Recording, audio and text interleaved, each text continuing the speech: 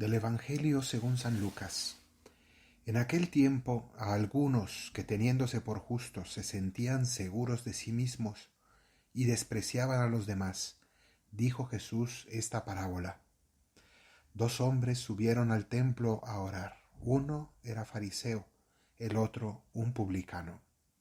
El fariseo erguido oraba así en su interior: Oh Dios, te doy gracias porque no soy como los demás, ladrones, injustos, adúlteros, ni como ese publicano. Yo ayuno 2 veces por semana y pago el diezmo de todo lo que tengo. El publicano, en cambio, se quedó atrás y no se atrevía ni a levantar los ojos al cielo. Solo se golpeaba el pecho diciendo: Oh Dios, ten compasión de este pecador. Os digo que éste bajó a su casa justificado, y aquel no. Porque todo el que se enaltece será humillado, y el que se humilla será enaltecido. Palabra del Señor.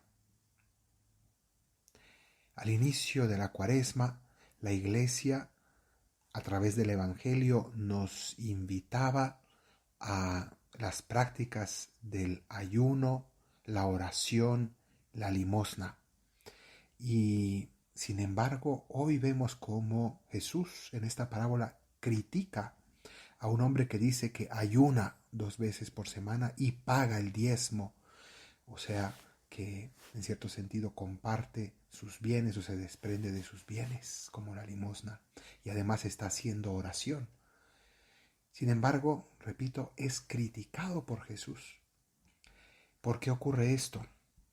Resulta que hoy la Iglesia nos está previniendo de un peligro.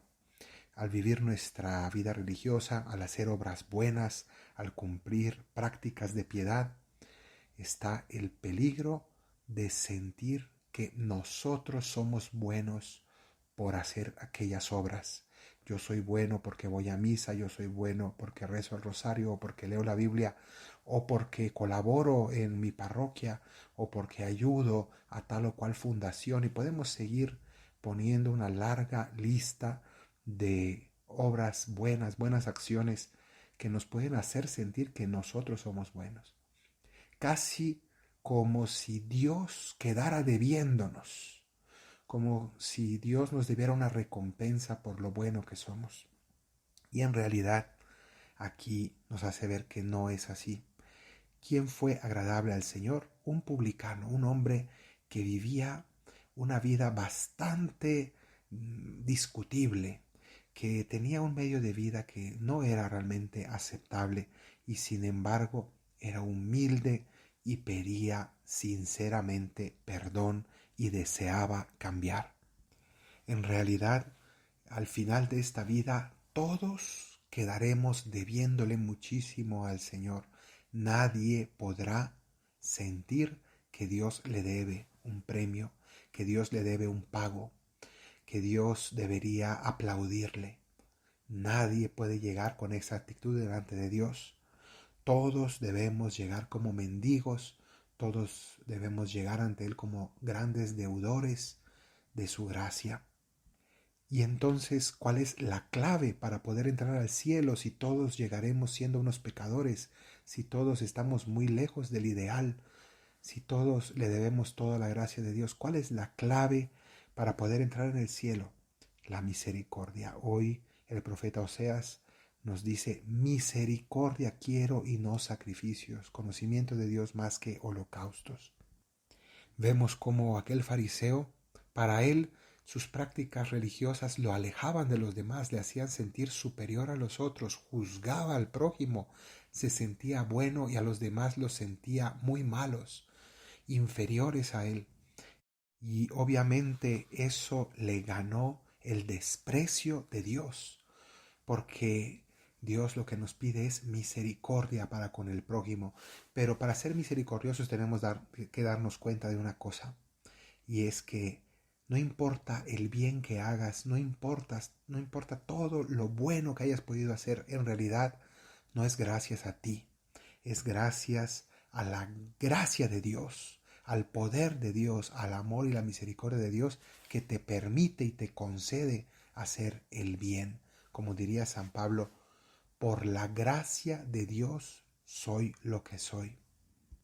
O en otro momento él decía, yo he trabajado más que los demás, pero en realidad no yo, sino la gracia de Dios en mí. Entonces, si algo bueno hemos hecho y vemos que los demás no han hecho las mismas cosas o incluso han hecho el mal, simplemente tenemos que reconocer la bondad de Dios con nosotros. Cuán bueno has sido, Señor, que me has perdonado de tal manera que incluso has evitado que yo caiga en el pecado, porque yo soy un pecador y sin tu gracia no hubiera podido evitarlo. Pidámosle al Señor que nos dé un corazón humilde y sencillo, misericordioso con el prójimo, que reconozca que somos deudores siempre y que el último día, el día del juicio, llegaremos con las manos vacías, pero con humildad pediremos al Señor su misericordia. Vale más ante el Señor un hombre débil, avergonzado, pero sinceramente arrepentido y humildemente misericordioso, que alguien que cumple con perfección preceptos religiosos, pero que se siente realmente superior y que siente que no le debe nada al Señor. Ese corazón Dios lo desprecia. Pidámosle al Señor que nos dé el corazón humilde que Él nos enseña. Que así sea.